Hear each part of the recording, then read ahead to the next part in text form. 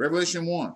The revelation of Jesus Christ, which God gave him to show to his bondservants the things which must soon take place. And he sent and communicated it by his angel to his bondservant John, verse 2, who testified to the word of God and to the testimony of Jesus Christ, everything that he saw. Verse 3.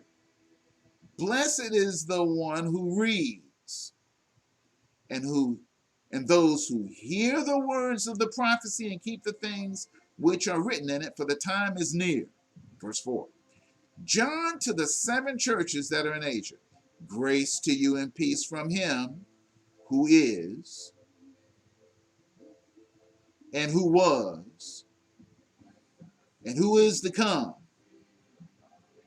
and from the 7 spirits who are before his throne. That's Jesus Christ, isn't it? Verse 5. And from Jesus Christ, the faithful witness, the firstborn of the dead, and the rulers of the kings of the earth. To him who loves us and released us from our sins by his blood, verse 6, and he made us into a kingdom. Who did he make into a kingdom? Us. Those that believe on him. Notice this does not say he made us into kingdoms, plural. A kingdom. A kingdom means that there's one king over this kingdom. His name is Jesus Christ of Nazareth, the Word made flesh. Verse 6.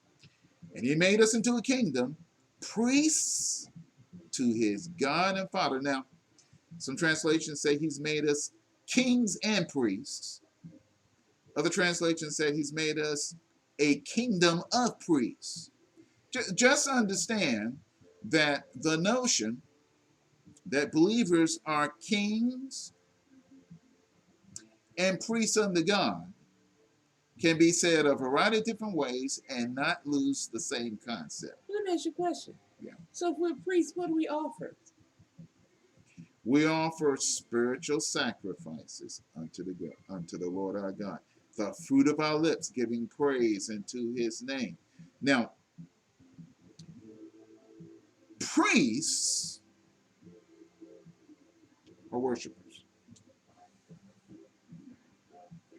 And there's no member of the one new man who is not a king and a priest under God, or a kingdom of priests, depending on your translation. We offer the sacrifice of praise. We offer the sacrifice of praise, fruit of our lips, giving thanksgiving and praise unto his name. And we offer that continually. And remember, as Mr. Stokes said many weeks ago,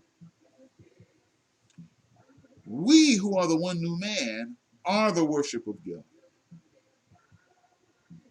So worship is not something we do. It's who we are. It's what we are. All right. So when it says down here that he made us into a kingdom,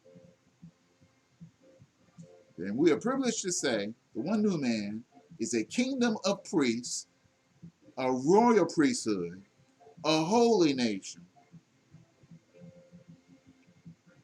a peculiar people, a people that would show forth the praises of him who has called us out of darkness into his marvelous light. Therefore, since we are a kingdom of praise, we are one body.